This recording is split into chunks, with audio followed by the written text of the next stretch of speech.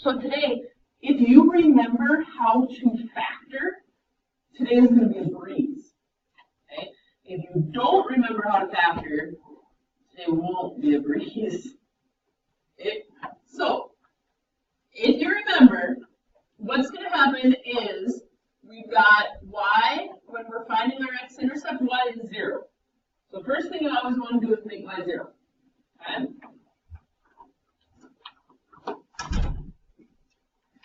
Then we're going to factor this guy. So if you remember, it has to do what to negative 10?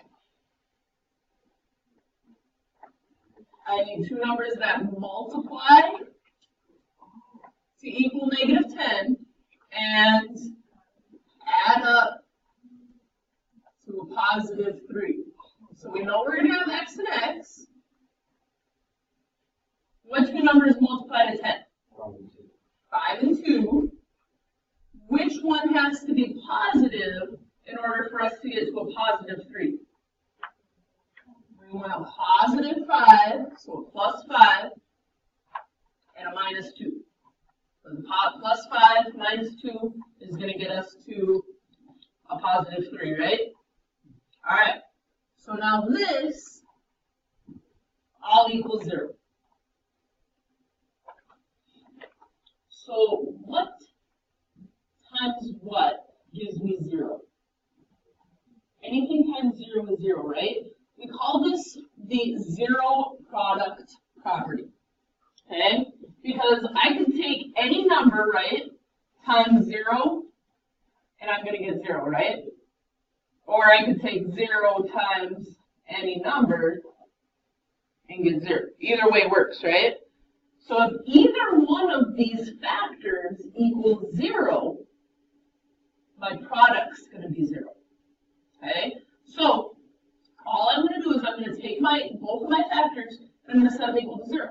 So I'm going to take x minus 2 equals 0. And I'm going to take x plus 5 equals 0.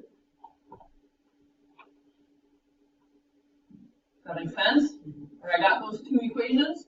Now, we just solve them. What do I do to get x by itself? Add 2. So x equals 2. What do I do over here? Minus 5. So x equals negative 5. Boom. So when I graph this, it's going to go through negative 5 and positive 2. And it's going to look like that. Boom. Kind of fun, right? All right. So number 1, what are my only two numbers that multiply to 3? 1 and 3. So my factors are going to be x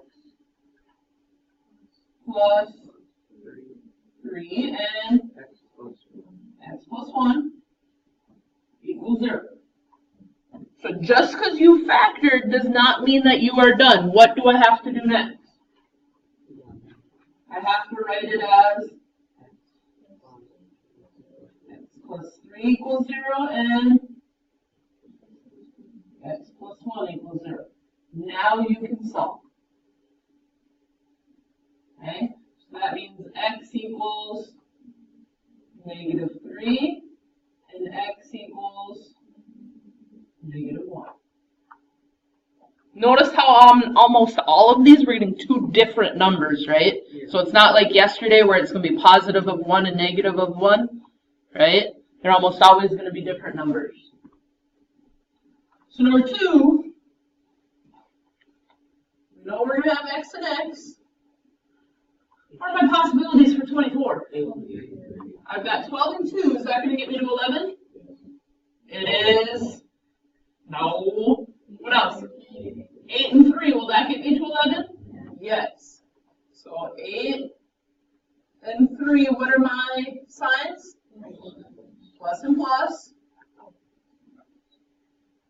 Okay. Then, what's next? X plus 8 equals 0. x plus 3 equals 0. So x equals negative 8. X equals negative 3. Does everyone see where we're getting those numbers? Are you sure? All right. Let's look at something a little bit more fun. Let's look at number 5. Well, 5 is not going to be all that fun either, but we'll do it anyway. Okay, we know we're going to have x and x. How am I getting to 21? 3 and 7. What are my signs going to have to be? Oh, minus and minus. They can't be plus and minus, because if they're plus and minus, then that's got to be a negative. Okay, but since it's positive, I've got to have 2 negatives, right? So this is going to equal 0. So now what do I have to write? X minus 3 equals 0 and x minus 7 equals 0. X equals 3, x equals 7. So what do you notice about the signs? They're opposite of what your factor is. So like in my factor, if I have x minus 3, my x-intercept is going to be positive because it's going to be the opposite of that. Okay, look at number 6. X and x, how am I getting to 20? 4 and 5. Okay, so if I'm going 4 and 5, to get to a negative 20, one's going to have to be positive and one's going to have to be negative. Who's got to be positive and who's got to be negative to get to 5? 5's got to be negative because we want negative 1. So if I've got negative 5 plus 4, that gives me a negative 1. So x plus 4 equals 0. X minus 5 equals 0. So x is negative 4. X is positive 5. There you go. Not too shabby, right? Is factoring starting to come back to us a little bit? Hopefully. Ooh, yeah. All right, let's look at number 9.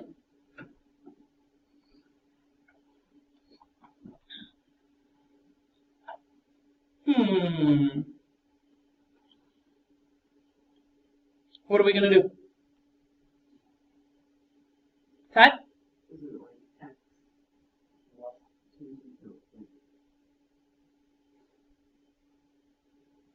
Okay. What do we always have to check before we start making our 2 factors? If there's anything that can come out, right? So right now, all I have is an x squared and an 8x. Can anything come out of those? X can come out, right? So if I take out an x, what do I have left? X minus 8. Now,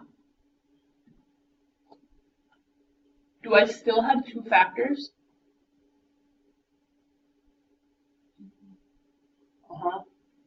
This guy and this guy. So we're going to write x, because that's one of my factors, equals what? 0. And x minus 8 equals 0. Is this one already solved? Yeah. So x is going to equal 0, and x is going to equal positive 8. Okay, and x can be 0, right? That's okay. That just means that when we graph it, it goes through 0, and it goes through a positive 8 right here. Probably going to look something like that. Okay, so looking at number 11, what comes out of number 11? 6 and x. And I'm left with x minus 2, right? Okay, so now, how am I going to set this up to solve it? 6x equals 0, and x minus 2 equals 0. I do to solve this guy? Divide by 6. So if I divide by 6, x equals 0, and that's okay. Here I'm adding 2, so x equals 2.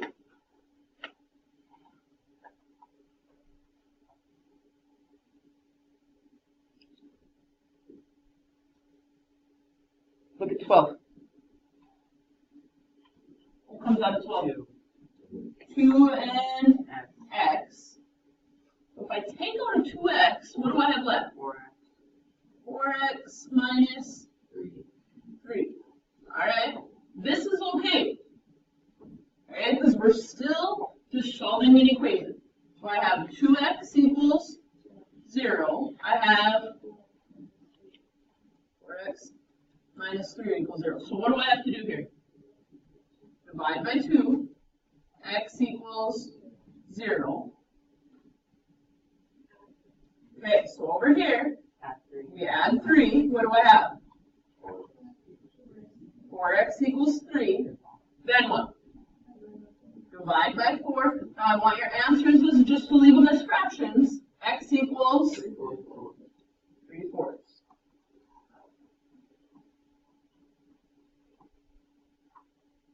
Okay, so it's okay if you get a fraction. You will get fractions. 13.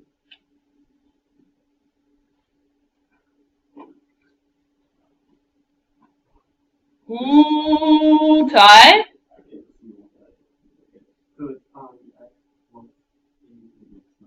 There you go. If there's no middle term, remember when we factor it with no middle term, we get, how do I get to x squared?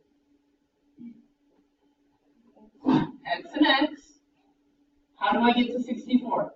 8 and 8. My signs, if there's no middle term, my signs have to be plus and minus.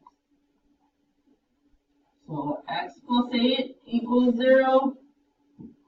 X minus 8 equals 0. X equals negative 8. X equals positive 8.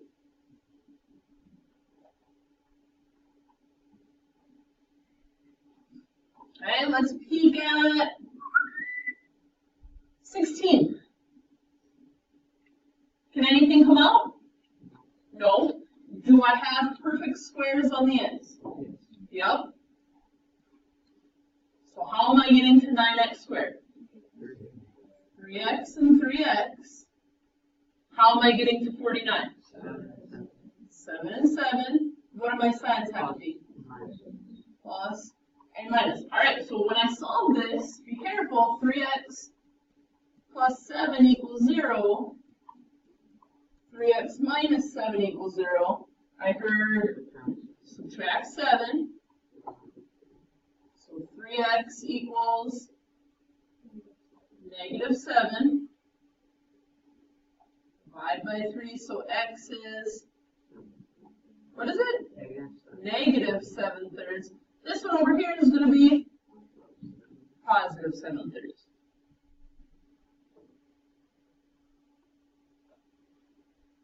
Okay, this is kind of the part of our factoring test that we struggled a little bit with.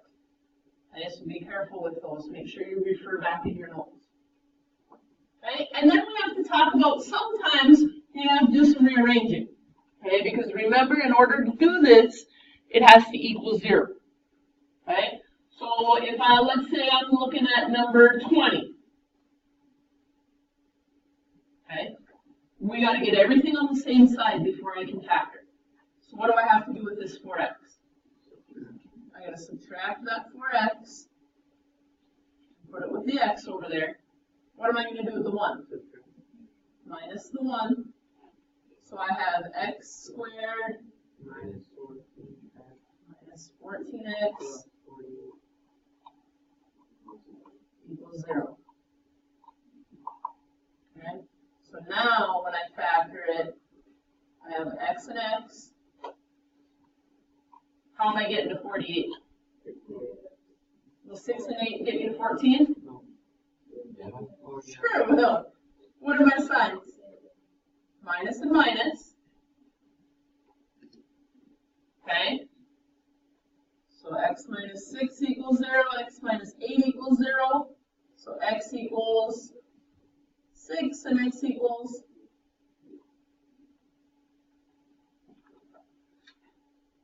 I think these are kind of fun, mostly because I like factoring. I think factoring is